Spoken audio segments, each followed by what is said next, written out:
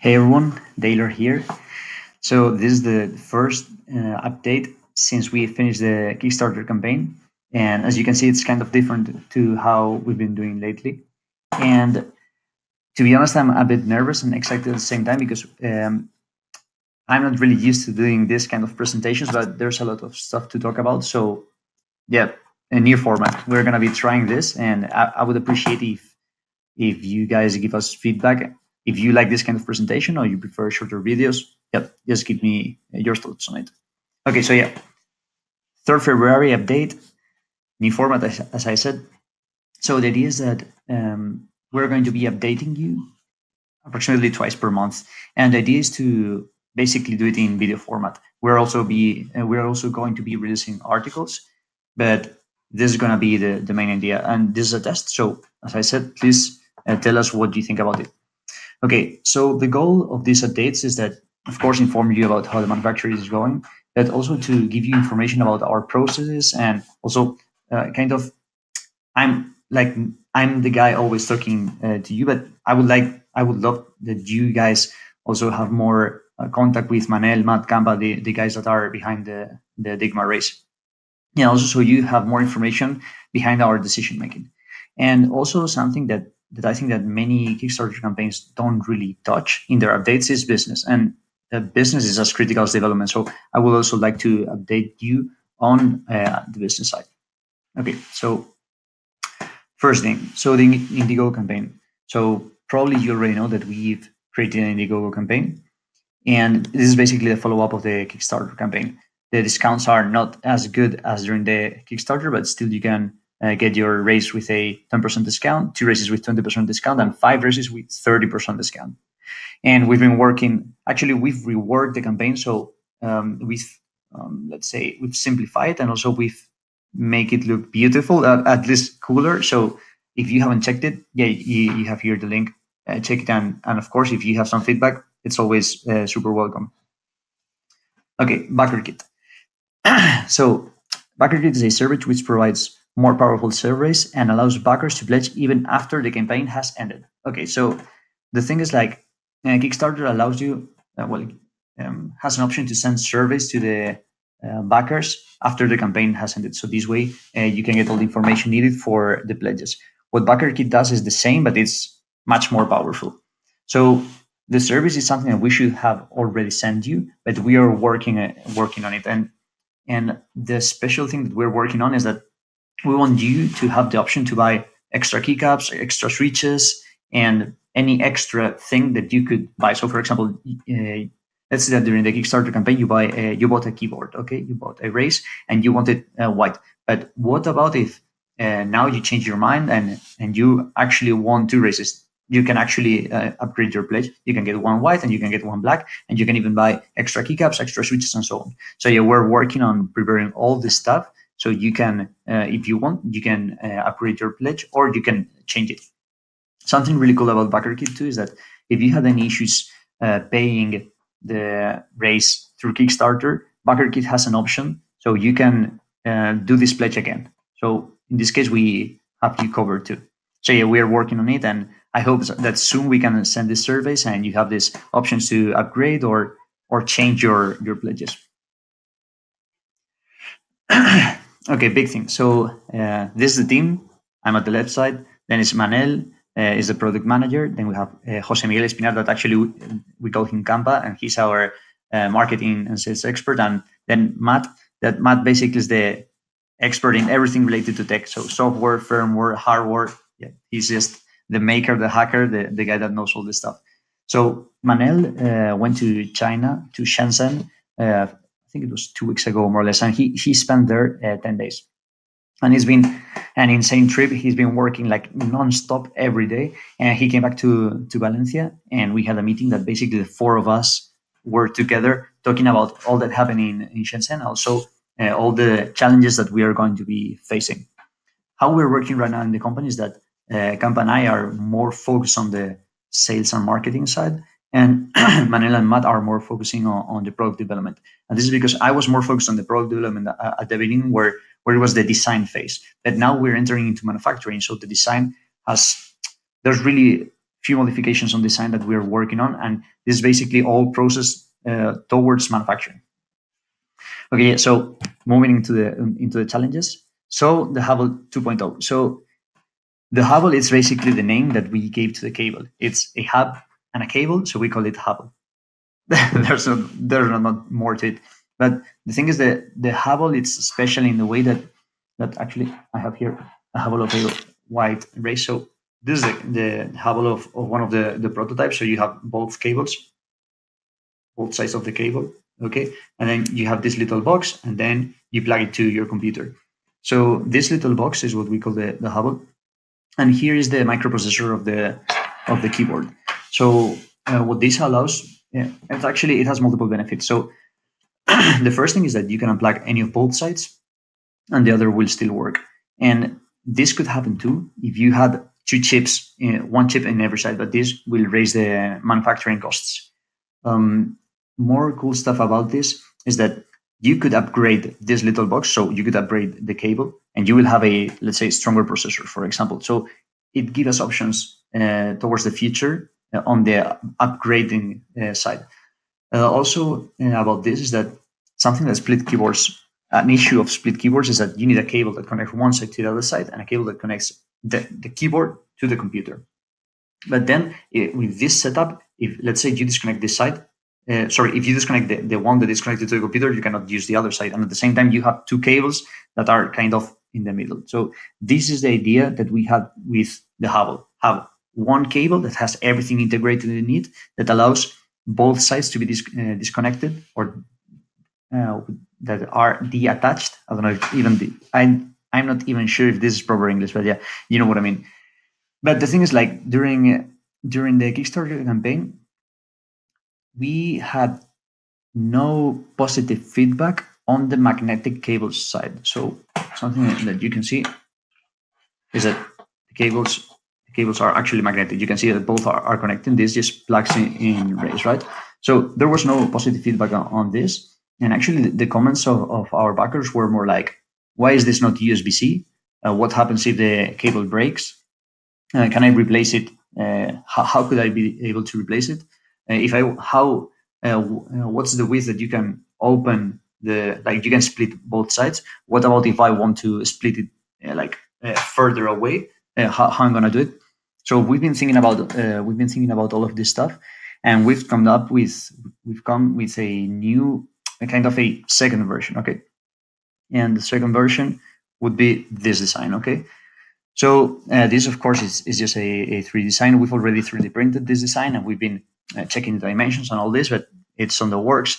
And the idea is that instead of having these magnetic connectors, the short cables that connect the Huble to the keyboards are going to be USB-C to USB-C. And then on the back side of the Huble, you will have a USB-A extensor, so basically a hub.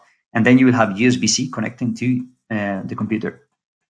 So the good thing, there's multiple advantages to this, and you could argue that there's disadvantages. The disadvantages that you could argue is on the style. Maybe you prefer something that it's kind of has this design, or it's longer and so on. And maybe you prefer the magnetic connectors. This is more like a stylish thing. But the thing is, like with this design, basically you can change the USB-C cables at any point. It's more feature-proof in that sense. For the user, if the user wants to have split it wider, then you only need to buy one cable that is a generic cable that you can buy anywhere. So this is cheaper for the end user too. And on the manufacturing side, is less complex. It's less complex because these are all regular cables, and basically we have to make a good design for only the box. By only, I mean is that in the Huble that we are using right now, it's a whole cable. We've designed a whole cable, and we have to manufacture the whole cable. And actually what happens with the magnetic connectors plus this design is that this is quite expensive to manufacture, and it's complex to manufacture. So by doing this design, we're simplifying the manufacturing process. We're also probably reducing the cost, and we're making the life of our users. We're improving the life of our users. This is the idea that we have in mind. As I said, this is a concept. We're working on it. But basically, we're going to be prototyping it during the next weeks, and we're prototyping it now. What I mean is we're going to be developing it from now to during the next weeks, and we will show you how it's going. Okay. Okay, haven't missed anything. Okay, next thing. So Underglow light pipes.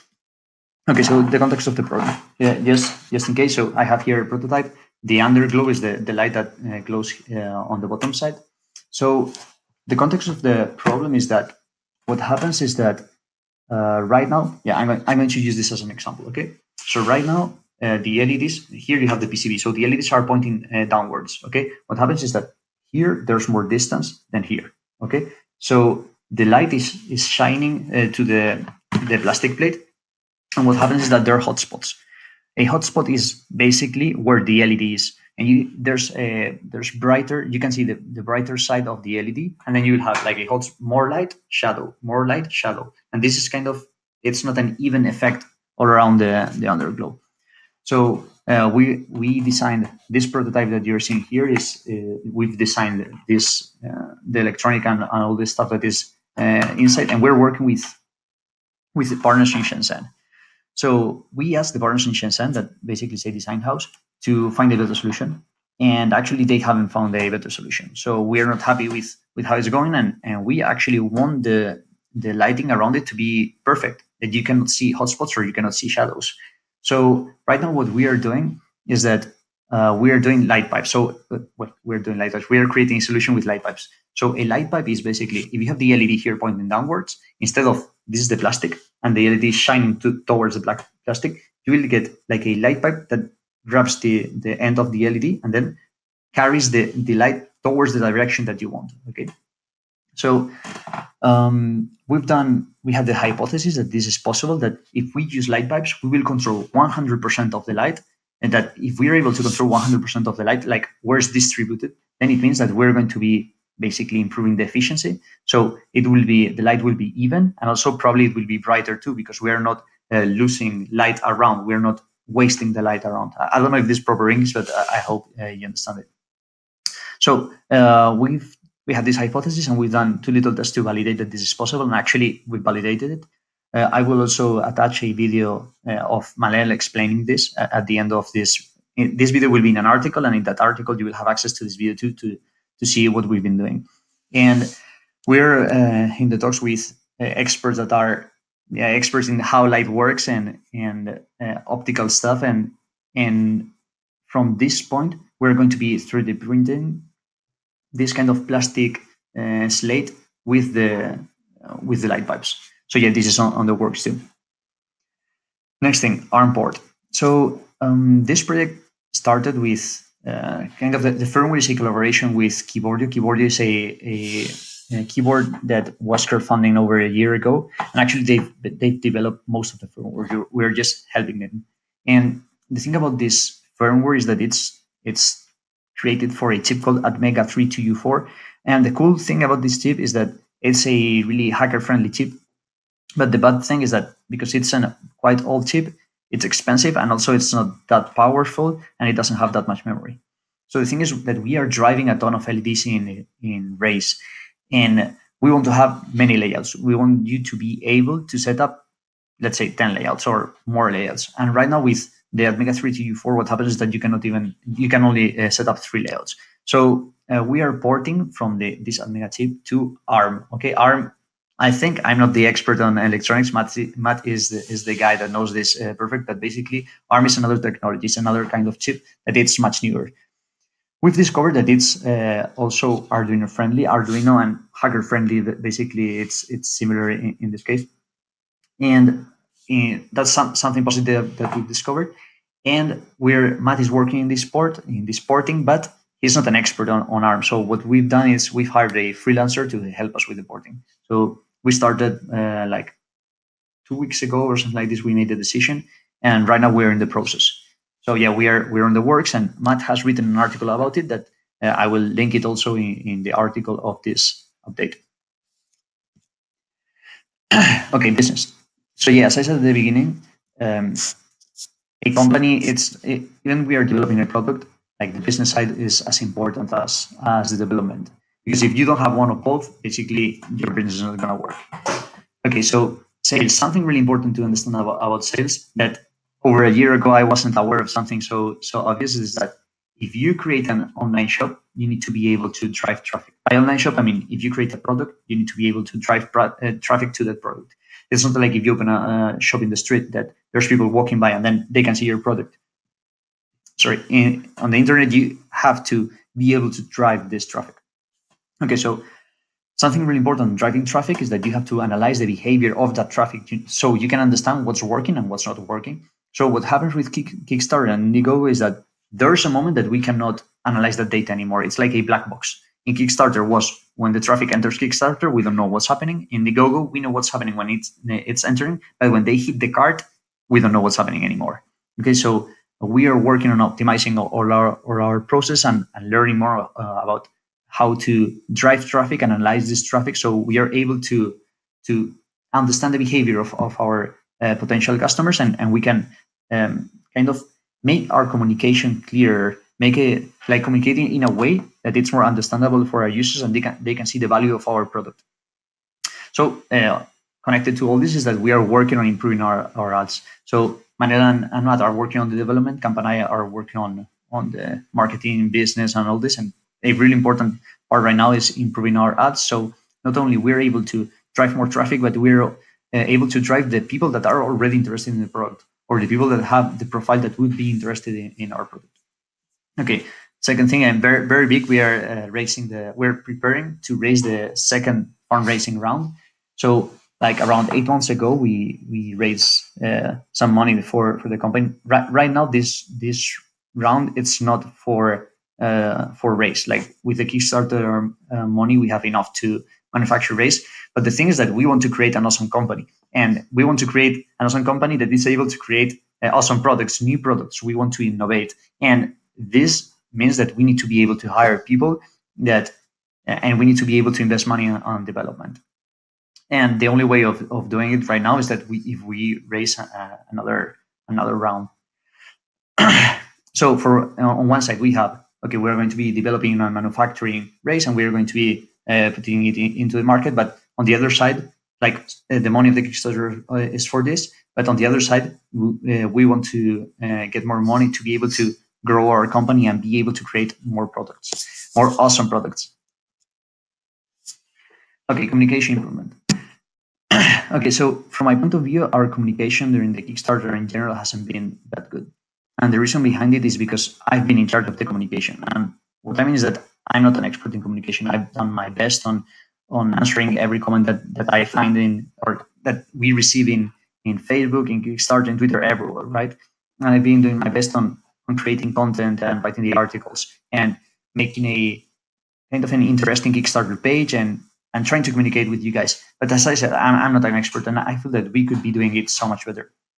And to be honest, I feel that most brands' communication is terrible. They tend to not answer comments in most social media, and in general, it doesn't feel like close. It doesn't feel like there's a real communication between what the brand is doing, what they are developing, how they are creating value for the customer, and there's a relationship between the customer and the brand. And I don't want us to be that way. I want us to be on top of it, and I want us to, at the same time that we have an awesome product, I want us to have an awesome communication. So, for example, trying to have an awesome communication is this kind of updates. As I said before, or I said multiple times, yeah, tell me if you like it or not, and we will continue working to improve it. So, as I said, we're kind of working on this communication, and we're experimenting. This is one of these experiments, and we're going to be creating more content. Related to all of this is that we are hiring a community manager and content creator, and also we're trying to find it that knows about design too. And this is connected to that we want to be a premium brand. We want that our products are top-notch, top quality, and this has to be connected to the design, the website. Let's say that we use some images on Twitter or Instagram or Facebook or wherever. Like there has to be a style, a clear style, and it has to be clean and it has to be beautiful.